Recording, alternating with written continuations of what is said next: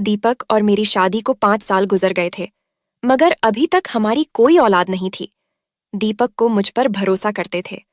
मैं बांझ थी, मगर मैंने दीपक से झूठ बोल दिया था कि लेडी डॉक्टर ने कहा है हमारा बच्चा बहुत जल्द हो जाएगा, और दीपक ने भी मेरी बात पर विश्वास कर लिया था। लेकिन अब मैं और ज्यादा झूठ नहीं बोल सकती थी। मैं झूठ बोल बोलकर थक चुकी थी। मैंने सोचा कि मुझे सारी सच्चाई अपने पति को बता देनी चाहिए। अब मैं उसे और धोखे में नहीं रखना चाहती थी। अपने पति को हकीकत बताने से पहले एक बार मैंने अपनी माँ को फोन किया था और पूछा कि अब मुझे क्या करना चाहिए। मम्मी कहने लगी, तुम ऐसा करो कि अपने पति की दूसरी शादी करवा दो। तुम्हारा पति तुम्हारा एहसानमंद रहेगा और तुम्हें छोड़ने का कभी सोचेगा भी नहीं। मम्मी की बात सुनकर मुझे बहुत गुस्सा आया था, साथ ही दुख भी हुआ था। मुझे यही लगा कि मेरी मम्मी मुझसे दुश्मनी निकाल रही हैं, क्योंकि मैंने उनकी बहुत बदनामी कराई थी। मैं गुस्से से बोली, मम्मी मुझे आपसे इस बात की उम्मीद बिल्कुल नहीं थी। इतना कहकर मैंने गुस्से से फोन बंद कर दिया था। शाम के समय जब दीपक घर वापस आया तो मुझे देखकर बोला, क्या बात है रूपाली, तुमने कमरे में इतना अंधेरा क्यों कर रखा है? मैं बोली, मेरी किस्मत में ही अंधेरा लिख दिया गया है, उस अंधेरे का क्या करूं? मैं तो उजड़ गई हूं। दीपक कहने लगा, तुम पागल तो नहीं हो गई हो? ऐसी बातें क्यों कर रही हो? मैं तुम्हारा पति तुम्हारे पास मौजूद हूं। भगवान का दिया हमारे पास सब कुछ है। फिर बैठे बिठाए तुम्हें क्या हो गया है? मैंने दीपक को फिर सब कुछ बता दिया कि मैं बांझ हूं और मैं कभी मां नहीं बन सकती। आज मैं डॉक्टर के पास चेकअप कराने के लिए गई थी। उसने कहा है कि तुम बांझ हो और अब तुम उम्र भर बच्चा पैदा नहीं कर सकोगी। मेरी बात सुनकर दीपक पल भर के लिए उनके चेहरे पर उदासी उभर आई थी, लेकिन तुरंत ही उसने मेरा हाथ पकड़ लिया और कहा, कोई बात नहीं रूपाली, मेरे लिए तुम ही काफी हो। मुझे तुम्हारे सिवा कुछ भी नहीं चाहिए। दीपक के तसल्ली देने पर मैंने अपना मूड ठीक कर लिया था, लेकिन एक दिन यह बात मेरी सास को भी पता चल गई और फिर उनका मूड बहुत ज्यादा खराब हो चुका था। एक दिन हमारी पड़ोसन हमारे घर आई हुई थी। मेरी सास उनसे कहने लगी कि तुम मुझे कोई अच्छी सी लड़की ढूंढ दो, क्योंकि मैं अपने बेटे की दूसरी शादी करवाना चाहती हूँ। हमारी पड़ोसन कहने लगी, तुम्हारी पहली बहू को क्या हो गया जो तुम अपने बेटे की दूसरी शादी करवाना चाहती हो? तब मेरी सास बोली, वह बेचारी तो बांझ है, अब हमें तो अपनी नस्ल बढ़ना है ना, इसलिए मुझे अपने बेटे की दूसरी शादी करनी पड़ेगी।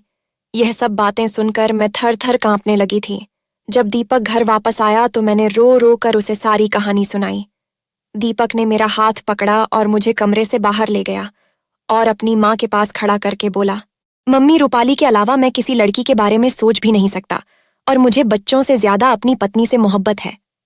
इसलिए आज के बाद आप मेरी दूसरी शादी की चर्चा भी मत करना।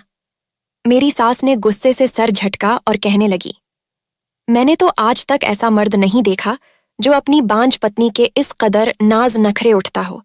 जबकि दीपक की बातें सुनकर मेरा हौसला बढ़ गया था। बहुत ज्यादा खुश हो गई थी कि कितना प्यार करने वाला पति मिला है। मैंने दिल ही दिल में भगवान को धन्यवाद दिया था कि दीपक का प्यार मेरे लिए ऐसे ही बनाए रखना। रात हुई तो मैंने सोचा कि दीपक को चाय बनाकर दे दूं। मैं चाय बनाने किचन में आई तो मेरी सास के कमरे से आवाज आ रही थी। मैं अपना नाम सुनकर चौंक गई थी। मैंने गौर किया तो वह अपनी बेटी से फोन पर कह रही थी कि तुम चिंता मत करो, मैं रूपाली को तलाक दिलवाकर दीपक की दूसरी शादी जरूर करूंगी। तुम ऐसा करो कि उसके लिए कोई अच्छी सी लड़की ढूंढना शुरू कर दो। यह बातें सुनकर मेरे दिल पर बोझ आ गिरा था। मैं चाय बनाए बगैर ही कमरे में आकर लेट गई थी। मुझे अब अपनी मम्मी का ख्याल आया था, मगर पिछली बार उन्होंने जो मशवरा मुझे दिया था वह मुझे बिल्कुल अच्छा नहीं लगा था। वह भी मेरी सास की तरह मेरे पति की दूसरी शादी करवाना चाहती थी। मैंने ना चाहते हुए भी अपनी मम्मी को फोन मिला दिया और मैं रोने लगी थी। मम्मी बोली, रूपाली बेटा, तुम कहाँ गायब हो गई थी? क्या मेरे साथ बात करने को जी नहीं चाहता? मम्मी के बात सुनकर मुझे हैरत हुई। मुझे तो पता ही नहीं था कि मेरी माँ मेरी खातिर तड़प रही होगी। मैं कहने लगी, मम्मी, मेरी जिंदगी पहले तो बहुत ही खुशहाल थी, मगर जब से मुझे इस बात का पता चला है कि मैं बांझ हूं, तब से हर समय मेरे सर पर तलवार लटकती रहती है। मेरी सास ने पड़ोसन से कहा है कि मेरे बेटे के लिए रिश्ता ढूंढो, तो कभी अपनी बेटी से कहती है कि इस बार बहू मैं अपनी पसंद की लेकर आऊंगी, तुम अपने भाई के लिए रिश्ता ढूंढो। मम्मी, दीपक बहुत ही अच्छा इंसान है, मेरी खातिर अपनी माँ से लड़ जाता है, मगर आखिर है तो मर्द ही ना, कब तक मुझे अपने दिल की रानी बनाकर रखेगा। एक ना एक दिन तो उसे इस बात का एहसास हो ही जाएगा कि उसकी जिंदगी में भी एक बच्चा होना चाहिए और उसे दूसरी शादी कर लेना चाहिए। मम्मी कहने लगी, मुझे एहसास है कि इस समय तुम पर क्या बीत रही होगी, इसीलिए तो तुम्हें उस दिन इस बात का मैंने बोला था कि तुम दीपक की दूसरी शादी खुद अपने हाथों करवा दो। वह अपनी करोड़ों की जायदाद यूं ही तो छोड़कर नहीं जाएगा। जाहिर सी बात है, उसे वारिस चाहिए होगा। आज नहीं तो कल वह दूसरी शादी के बारे में जरूर सोचने लगेगा। अगर तुम्हारे पति ने अपनी मर्जी की लड़की से शादी कर ली तो फिर सोचो तुम्हारा क्या होगा। मेरी मानो तो किसी गरीब घर की लड़की से उसकी शादी करवा दो। वह तुमसे दबकर रहेगी और तुम्हारी एहसानमंद भी रहेगी और कभी भी तुम्हारी जगह हासिल करने की कोशिश नहीं करेगी। बच्चे पैदा करेगी तो तुम भी बराबर की मां कहलाने की हकदार होगी। मम्मी की बातें सुनकर मुझे लगा था कि वह बिल्कुल ठीक कह रही है। मैं बोली, मम्मी, आपकी नजर में कोई ऐसी लड़की हो तो मुझे जरूर बताना। मैंने सोच लिया था कि दीपक की दूसरी शादी करवाए बगैर मेरा अब इस घर में गुजारा मुमकिन नहीं है। हालांकि यह बात मेरे दिल पर किसी कयामत की तरह गुजर रही थी कि मैं खुद अपने ही हाथों अपने पति की शादी करवा रही थी, लेकिन यह मेरी मजबूरी थी और मुझे दीपक पर विश्वास था कि दीपक का प्यार मेरे लिए कभी भी कम नहीं होगा, और इसीलिए मैं घर वालों से चोरी छुपे दीपक के लिए लड़की ढूंढने लगी थी। मैं गांव की रहने वाली थी, गांव के चौधरी और सरपंच की इकलौती बेटी थी। मेरे माता पिता और भाई मुझ पर जान छिड़कते थे। मेरी जिंदगी बहुत ही खूबसूरत थी, मगर मुझे सिर्फ एक बात की कमी थी, और वह यह थी कि मेरा रिश्ता मेरे माँ बाप ने बचपन में ही तय कर रखा था। और जिस लड़के से मेरा रिश्ता तय था उसका नाम मनोज था। उसने आज तक स्कूल की शक्ल तक नहीं देखी थी, जबकि मैंने इंटर किया हुआ था। हमारे गांव में लड़की अगर इंटर पास कर ले तो बहुत बड़ी बात मानी जाती थी, और फिर मनोज बहुत ही अजीब किस्म का इंसान था। शिक्षा तो मेरे भाइयों ने भी हासिल नहीं की थी, मगर वह फिर भी सुलझे हुए थे। बात करने का ढंग उन्हें आता था। मम्मी ने मेरे भाइयों की परवरिश बहुत ही अच्छे तरीके से की थी, लेकिन मनोज को तो अच्छे बुरे की तमीज तक नहीं सिखाई गई थी। गांव की हर दूसरी लड़की के साथ उसका चक्कर चलता था। उसकी इन्हीं हरकतों की वजह से मुझे उससे बहुत ही नफरत हो गई थी। मनोज की एक बात जो मुझे बहुत ही बुरी लगती थी वह यह थी कि गांव की हर दूसरी लड़की से चक्कर चलाने के बावजूद वह मुझसे मोहब्बत का दावा करता था। मुझे रूपाली की जगह राधा कहकर बुलाया करता था। मुझसे कहता कि राधा, मैं तुम्हारे बिना मर जाऊंगा, और मैं मनोज से कहती है कि तुम्हारे लिए तो गांव की सारी लड़कियां हैं, तो तुम मेरे पीछे क्यों पड़े हो। तो वह कहता है कि कृष्णा तो सिर्फ राधा के होते हैं, बाकी तो सारी गोपियां हैं। एक बार मनोज मेरे लिए गांव के मेले से कांच की चूड़ियां लेकर आया था। मनोज के इन लोफर हरकतों से मुझे गुस्सा आता था। मैं मनोज की लाई हुई चूड़ियां अपने पैरों के नीचे डालकर तोड़ दी थी। मेरी इस हरकत से मैंने पहली बार मनोज की आंखों में आंसू देखे थे, और मनोज की आंखों में आंसू देखकर मुझे अपनी गलती का एहसास हुआ था। लेकिन मनोज इतना गिरा हुआ था कि अगले ही दिन एक लड़की के साथ घूमते मैंने खुद अपनी आंखों से देखा था, और फिर मेरे दिल में जो उसके लिए थोड़ी सी हमदर्दी जगी थी वह भी खत्म हो गई थी। मम्मी पापा से बात करती तो वह कहते कि कोई बात नहीं, मनोज अभी बचा है, खुद ही संभल जाएगा। खैर, कुछ साल पहले ही मेरे बड़े भाई ने गांव में अस्पताल बनाने की एप्लीकेशन दी हुई थी। उन्हीं दिनों एक टीम गांव में आई थी और जमीन वगैरह का परीक्षण कर रही थी, और फिर गांव में एक बहुत ही बड़े से अस्पताल की बुनियाद डाली गई थी। वहां सब लोग ही पापा के डेरे में ठहरते थे। कुछ दिन बाद टीम वापस चली गई थी, मगर एक इंसान ऐसा था जो वापस नहीं गया था, और उसका नाम था दीपक। उसे गांव की आबो हवा बहुत अच्छी लगी थी, इसलिए उसने पापा से अनुमति लेकर कुछ दिन यहीं रहने का इरादा बना लिया था। एक दिन मैं अपनी सहेलियों के साथ निकली तो मेरी नजर दीपक पर पड़ी थी। पहले ही नजर में दीपक मुझे पसंद आ गया था। दीपक की आंखों के चमक बता रही थी कि मैं भी उसे पसंद आ गई हूं, और फिर अगली बार मैं दीपक से खुद ही मिलने चली गई थी। वह मुझे देखकर मुस्कुरा दिया था और कहने लगा, मुझे भी आपका इंतजार था। उसने मुझे अपना मोबाइल नंबर दिया। मैंने मम्मी के फोन से उसे फोन किया था और हम दोनों की मोहब्बत परवान चढ़ने लगी थी। वह कहने लगा, मैं तुम्हें अपनी जिंदगी में शामिल करना चाहता हूं। तब मैंने उसे अपने मंगेतर मनोज के बारे में सब कुछ बता दिया था। वह मेरी बात सुनकर बहुत हैरान हुआ था। कहने लगा, वह तो बहुत ही अजीब इंसान है, मैं उसके साथ 2 मिनट खड़ा रहकर बात भी नहीं कर सकता। तुम उसके साथ पूरी जिंदगी कैसे गुजरोगी। मैंने दीपक से कहा कि तुम अपना रिश्ता लेकर मेरे घर आओ, हो सकता है मेरे माता पिता को मुझ पर तरस आ जाए। दीपक ने हामी भरी थी और वापस से शहर चला गया था और फिर पूरी 1 हफ्ते बाद अपनी बहन और अपनी माँ के साथ वापस लौटा था। उसने मेरा रिश्ता मांगा था, मगर मेरे पापा ने मना कर दिया था। मैं बहुत बेचैन हो गई थी। मैं हर समय रोती रहती थी। मेरी भाभी और मेरी मम्मी मेरी दिलजोई करने की कोशिश किया करती थी। एक दिन मैंने पापा से बात करने का फैसला लिया। मैंने उनसे कह दिया कि मैं मनोज से शादी नहीं कर सकती। पापा ने मेरे सर पर हाथ रखा और बोले, बेटा, मैंने विकास की माँ को जबान दे रखी है और अब वह इस दुनिया में नहीं है। मैं मनोज की स्वर्गीय माँ से किया हुआ वादा इस तरह तोड़ नहीं सकता। पापा की बात सुनकर मुझे बहुत दुख हुआ था। मेरी आंखों में आंसू आ गए थे। पापा कहने लगे, कोई बात नहीं, वह समय के साथ साथ ठीक हो जाएगा। औरत अगर अच्छी और वफादार हो तो बद से बदतर लड़का भी ठीक कर लेती है। पापा यह कहकर बाहर निकल गए थे। मैंने उसी समय दीपक को फोन किया था। मैं बुरी तरह से रो रही थी। वह कहने लगा, तुम चिंता मत करो, मैं तुम्हें इस तरह से बर्बाद नहीं होने दूंगा। मैं तुम्हें लेने आ रहा हूं। और फिर मैं भी दीपक के साथ शहर भाग आई थी। मुझे मालूम था कि मेरे पापा की बहुत बदनामी होगी, मगर मैं मजबूर थी। मैं दीपक को खोना नहीं चाहती थी। दीपक ने मेरे साथ शादी की और मुझे अपने घर ले गया था। मगर जब दीपक की माँ को पता चला कि दीपक मुझे घर से भगा लाया है, तो वह कहने लगी, बेटा, तुम गांव के चौधरी का मुकाबला नहीं कर सकते। मुझे डर है कि वह तुम्हें कोई नुकसान न पहुंचा दे। दीपक भी एक करोड़पति बाप का बेटा था, मगर मेरी सास जरा पुराने विचारों की मालिक थी। उन्होंने घर से भागी हुई लड़की को बहू के रूप में स्वीकार नहीं किया था। उन्होंने मेरे और दीपक के बीच फूट डलवाने की हर मुमकिन कोशिश की थी, लेकिन दीपक एक अच्छा पति साबित हुआ था। जिंदगी के हर मोड़ पर उसने मुझे इज्जत दी थी। यह भी भगवान की कृपा थी कि मेरे पापा और भाइयों ने मेरा पीछा नहीं किया था, नहीं तो मेरी जिंदगी नरक बन जाती। खैर, नरक तो अब भी बनी हुई थी, क्योंकि मुझे इस बात का पता था कि मैं बांझ हूं, बच्चा पैदा नहीं कर सकती। मुझे यही ख्याल आता था कि मेरे साथ ये सब मेरे माँ बाप की बद्दुआ का नतीजा तो नहीं है। खैर, अब मैंने अपने पति की दूसरी शादी करवाने की सोच ली थी। मैं अपनी सास की जिद के आगे अपनी जिंदगी तबाह होने नहीं देना चाहती थी।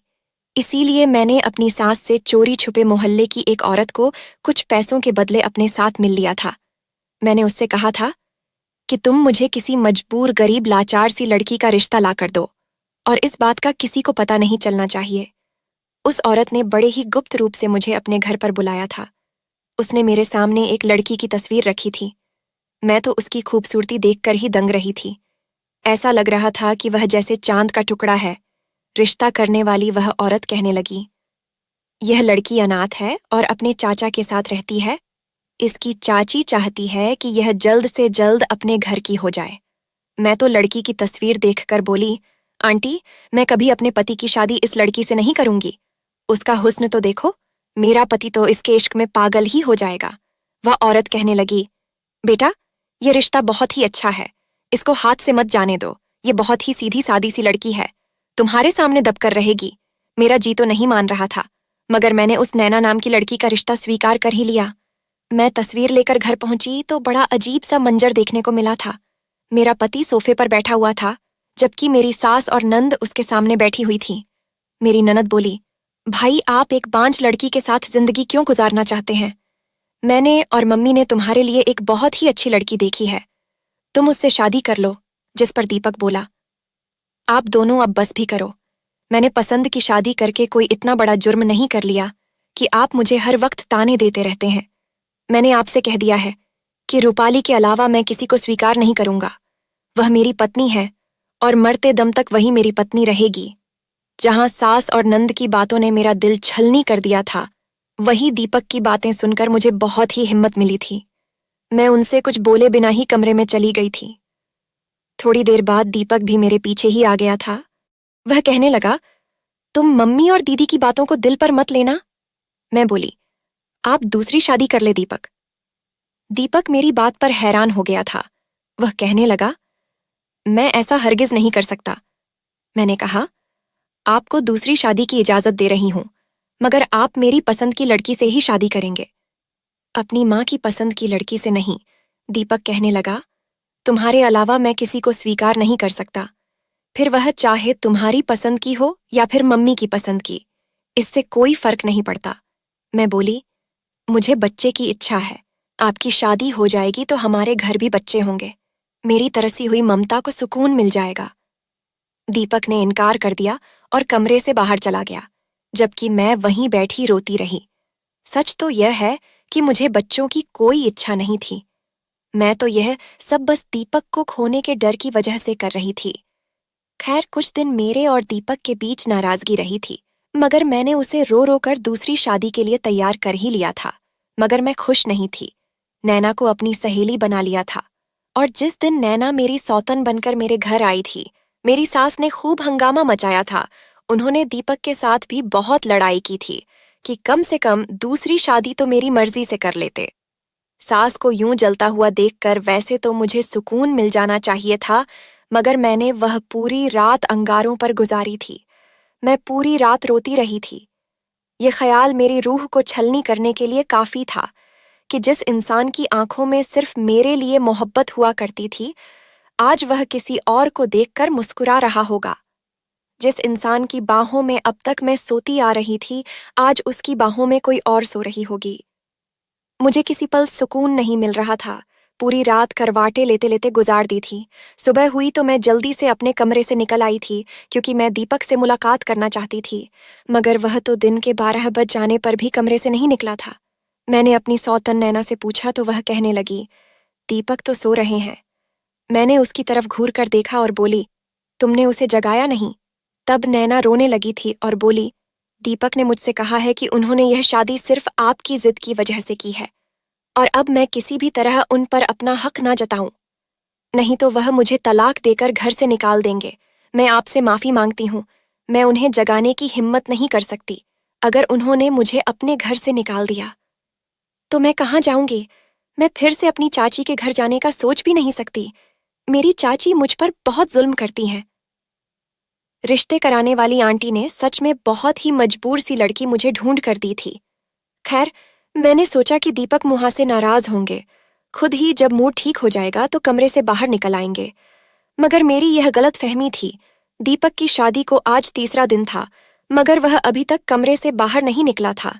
मुझे अब अजीब से ख्याल सताने लगे थे। इसलिए जब एक दिन नैना किचन में बिजी थी तो मैं उसके कमरे में चली गई थी। दीपक अपने मोबाइल पर बिजी था। कदमों की आवाज सुनकर बोला, आ गई मेरी प्यारी नैना। शब्द थे या हथौड़े जो मेरे सर पर आकर लगे थे। मैं वापस उन्हें कदमों से लौट आई थी। क्या सिर्फ 3 ही दिनों में नैना ने दीपक को अपना बना लिया था? मेरी आंखों से आंसू बहने लगे थे। मेरा दिल बहुत ही तड़प रहा था। मैं अपनी सास के कमरे की तरफ बढ़ी थी। तब पता चला कि मेरी तो नंद भी आई हुई थी। मेरी सास अपनी बेटी से कह रही थी, देखा तुम्हारी माँ कितनी सयानी है। मैंने एक ही चाल चली कि सांप भी मर गया और लाठी भी नहीं टूटी। रूपाली बेचारी को तो यह भी नहीं मालूम कि उसने अपनी पति की शादी जिस लड़की से करवाई है वह मेरी पसंद की लड़की थी, और फिर दीपक भी। नैना पर पहले ही नजर में फिदा हो गया था। यह सब तो इस लालची औरत की वजह से हुआ है, जिसने रूपाली को बेवकूफ बनाया था। ये सब सुनकर मेरा दिल फटने लगा था। मेरी सास आगे बोली, मैं रूपाली को खाने में बच्चा ना होने वाली इतनी गोलियां खिलाई हैं कि अब वह सच में बांझ बन चुकी है।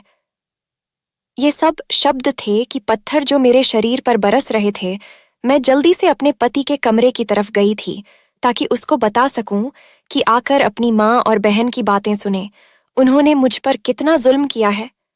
जब मैं दीपक के कमरे की तरफ गई तो वह नैना से कह रहा था, मैंने जज्बात में आकर बहुत ही गलत फैसला कर लिया था। जब मैं रूपाली को भगाकर लाया था तो शादी के कुछ ही समय बाद मुझे अपनी गलती का एहसास होने लगा था, मगर तब तक बहुत देर हो चुकी थी। रूपाली के भाइयों को पता चल चुका था कि वह मेरे साथ आई है, इसीलिए वह मुझे फोन करके धमकाते रहते थे कि हमारी बहन घर से भागी जरूर है, मगर अब भी वह अकेली नहीं है। अगर तुमने हमारी बहन का ख्याल नहीं रखा तो तुम्हारा अंजाम बुरा होगा। मैं वहां रहकर आया था, मुझे पता है कि वह लोग कितने खतरनाक हैं, इसीलिए मैं रूपाली को छोड़ने का सोच भी नहीं सकता था। अब मम्मी ने मोहल्ले की एक औरत के साथ मिलकर मेरी पत्नी को पागल बनाया और उसी के हाथों मेरी शादी तुम्हारे साथ करवा दी है। और मेरी जान नैना, तुम भी मुझे पहले ही नजर में भा गई हो। जिंदगी भर अब तुम मेरे साथ रहोगी। हाय, मैं यह क्या सुन रही थी? यह वही दीपक था जिसकी वजह से मैंने खुद को दांव पर लगा दिया। मैं दबे कदमों दीपक के कमरे में चली गई थी। वह मुझे अपने सामने देखकर हैरान हो गया था। उसे शायद उम्मीद नहीं थी कि मैं उसका राज इतनी जल्दी जान लूंगी। मैं बोली, दीपक, अगर छोड़ना ही था तो यूं ही छोड़ देते मुझे। बांझ बनाना जरूरी था क्या?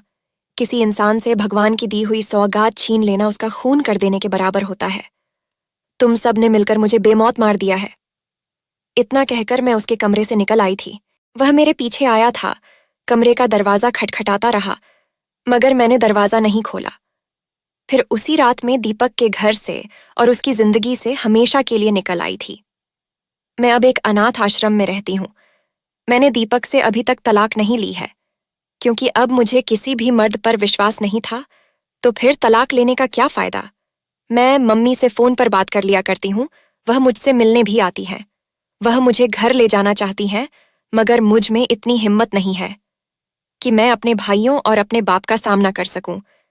एक दिन अपनी किस्मत पर बैठी आंसू बहा रही थी, तभी बाहर बैठा गार्ड मेरे पास आया था। उसके हाथ में एक लिफाफा था। मुझे देते हुए कहने लगा, मैडम जी, यह लिफाफा एक आदमी आपके लिए देकर गया है। उस लिफाफे पर नजर पड़ते ही मुझे पहले ख्याल दीपक का आया था, और इस ख्याल के साथ ही बेतहाशा नफरत मेरे दिल में उमड़ आई। अब तो मुझे दीपक के नाम से ही नफरत हो गई थी। खुद पर हंसी आती थी कि कभी मैंने दीपक को दिलो जान से चाहा था। जी चाहा कि वह लिफाफा उठाकर अभी बाहर फेंक दूं, और अपने इस ख्याल को पूरा करने के लिए मैं आगे बढ़ी थी। लेकिन फिर मैंने सोचा, दीपक मेरे लिए इतना कब से मेहरबान हो सकता है कि वह मुझे कोई गिफ्ट भेजे। वह तो अपनी नैना में खोया हुआ है, और जो कुछ उसने और उसकी माँ ने मेरे साथ किया, उसके बाद तो मैं दीपक से किसी बात की उम्मीद ही नहीं कर सकती थी। कुछ सोचकर मैंने वह लिफाफा उस गार्ड से ले लिया, और अंदर कमरे में बैठकर जब वह लिफाफा खोला तो मेरी सांस ऊपर की ऊपर और नीचे की नीचे रह गई थी, क्योंकि उसमें वही रंग बिरंगी कांच की चूड़ियां थीं जो कभी मुझे मनोज ने दी थीं। उन चूड़ियों को देखते ही मनोज का चेहरा मेरी आंखों के सामने घूम गया था। हो ना हो ये चूड़ियां मुझे मनोज ने ही भेजी थीं। मैं फौरन दरवाजे की तरफ भागी थी और गार्ड से पूछा, ये चूड़ियां तुम्हें किसने दी? तो उसने बताया कि जिस आदमी ने ये चूड़ियां दी थीं वह कब का जा चुका है, लेकिन साथ ही उस आदमी ने कहा था कि अगर रूपाली मैडम इन चूड़ियों को तोड़ दे तो तुम इन कांच की चूड़ियों के टुकड़ों को संभाल कर रख लेना और मुझे दे देना। ये टूटी हुई कांच की चूड़ियों के टुकड़े मेरी पूरी जिंदगी की पूंजी है मनोज। अचानक ही मेरे लव फड़फड़ाए थे। मेरी आंखों से बेतहाशा आंसू बह रहे थे। लोफर और लापरवाह मनोज का चेहरा मेरी आंखों के सामने घूमने लगा था। क्या मनोज को मैं अब भी याद थी? क्या मनोज अभी मुझसे मोहब्बत करता है? लेकिन मैं अब किसी पर विश्वास नहीं कर सकती थी। मैं कांच की चूड़ियों को हाथ में थामे वापस कमरे में आ गई थी, और अगले दिन जब मेरी माँ मुझसे मिलने आई तो मैंने मनोज के बारे में पूछा था, और मनोज के बारे में जो कहानी मुझे मेरी माँ ने सुनाई उसे सुनकर मेरा दिल तड़प उठा था। मेरी माँ ने बताया कि जिस दिन तुम दीपक के साथ घर से भाग गई थी उस दिन मनोज बहुत रोया था। उसकी चीखों से पूरा गांव अपना दिल थाम के रह गया था। वह चीख चीख कर बस राधा राधा पुकार रहा था। मुझे याद आया कि मनोज मुझे राधा ही तो पुकारता था। माँ ने बताया कि तुम्हारे जाने के बाद वह एकदम बदल गया था। उसने अपनी बाप की सारी जमीनों को बेचकर गांव में एक स्कूल खुलवाया था। उसे लगता था कि तुम उसे अनपढ़ होने की वजह से छोड़ गई हो। स्कूल में टीचर रखकर उसने गांव के बच्चों को फ्री में पढ़ाना शुरू किया था। साथ साथ शहर में अपना एक बिजनेस भी खड़ा किया था, जो धीरे धीरे तरक्की करता गया। और अब भगवान की कृपा से मनोज के पास पैसे की कोई कमी नहीं है। लेकिन जितना ही उसके पास पैसा है उतना ही वह गरीबों को दान कर देता है। वह कहता है कि मैं इतने सारे पैसे को अपने पास रखकर क्या करूंगा जब मेरी राधा ही मेरे पास नहीं है। ना हंसता है ना बोलता है, बस चुपचाप अपने आप में खोया रहता है। जब तुम्हारे पापा और मैं उसे देखते हैं तो हमें एहसास होता है कि उसके हालात की जिम्मेदार हमारी अपनी बेटी है। मनोज के बारे में यह सब सुनकर मेरी आंखों से आंसू बह रहे थे। जल्द से जल्द मनोज से मिलना चाहती थी। पता नहीं क्यों मेरा दिल मनोज से मिलने के लिए मचल उठा था।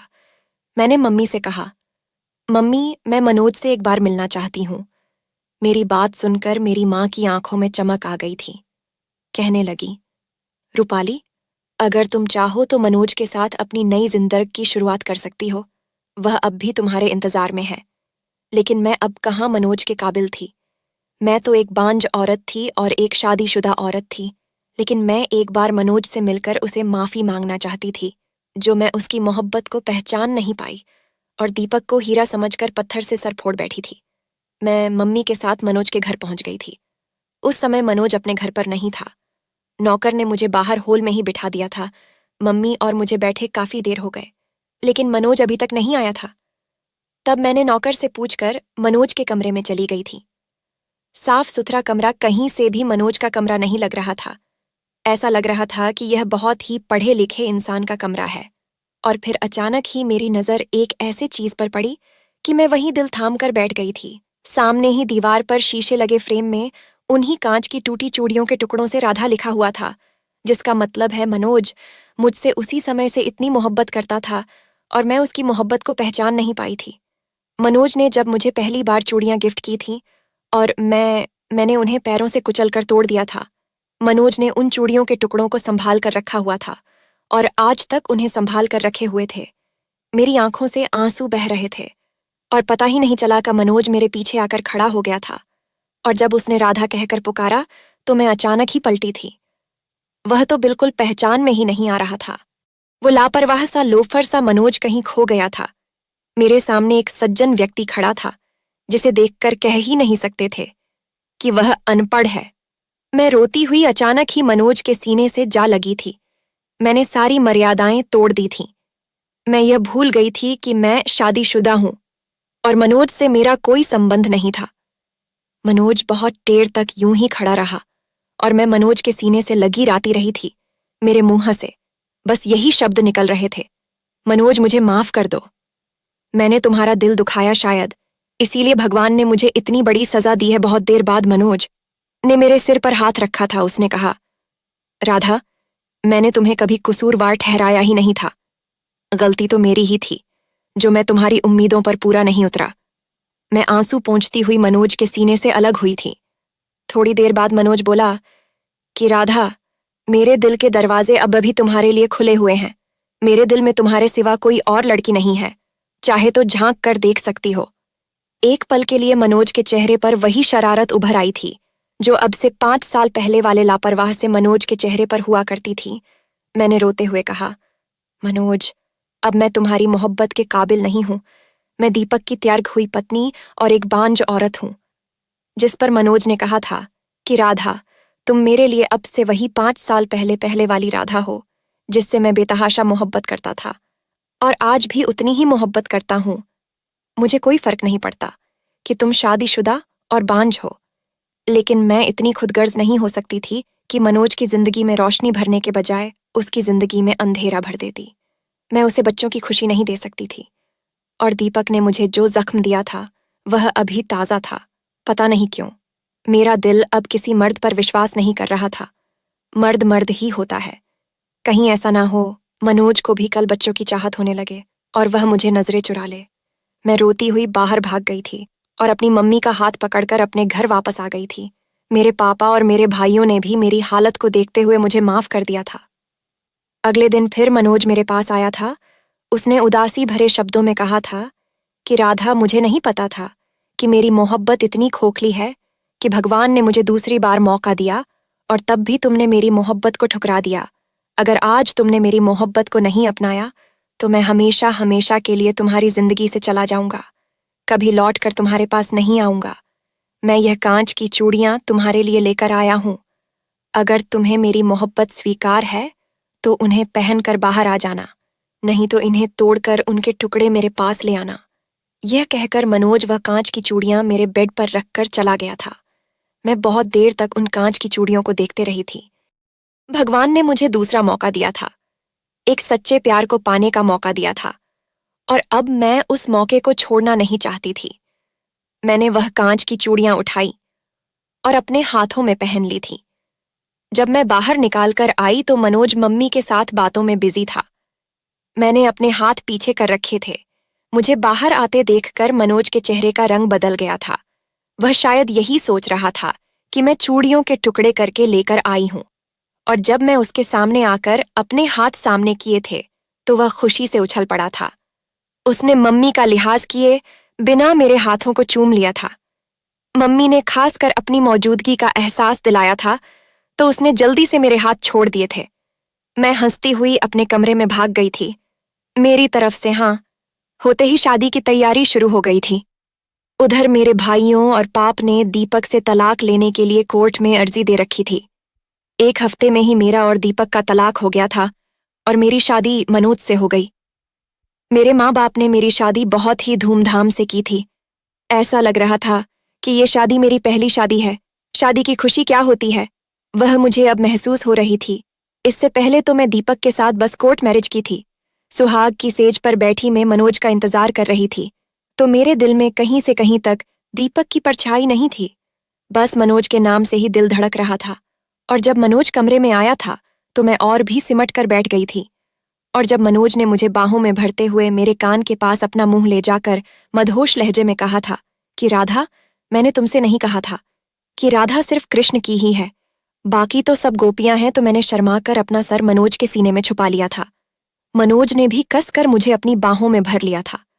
मनोज के साथ जिंदगी इतनी हसीन हो जाएगी कभी सोचा नहीं था।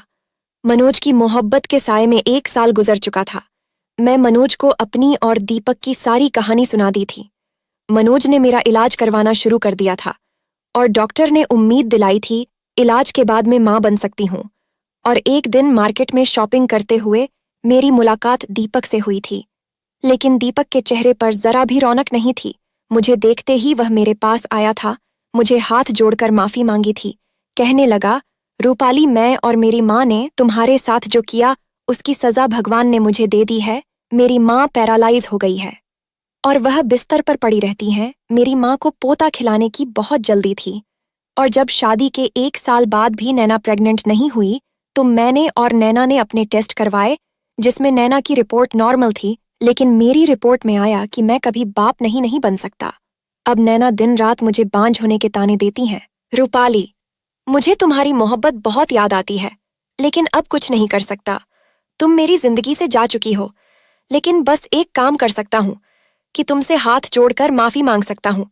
अगर तुम माफ कर सकती हो तो प्लीज जरूर कर देना। हो सकता है तुम्हारे माफ करने से मेरे जिंदगी में आए हुए दुख को थोड़े से कम हो जाएं। मैंने कसकर मनोज का हाथ पकड़ा और मनोज की तरफ देखते हुए दीपक से कहा था कि दीपक, मैंने तुम्हें माफ कर दिया है। जब भगवान ने तुम्हें तुम्हारे किए की सजा दे दी तो फिर भला मैं कौन होती हूं तुम्हें सजा देने वाली। और इतना कहकर मैं आगे बढ़ गई थी। दीपक हारे हुए जुआरी की तरह मुझे देखता रहा था और मैं मनोज का हाथ थामे आगे बढ़ती जा रही थी, जहां आगे जिंदगी में मेरे लिए खुशियां ही खुशियां थीं। दोस्तों, वीडियो कैसा लगा कमेंट करके जरूर बताना। वीडियो को लाइक और चैनल सब्सक्राइब कर देना।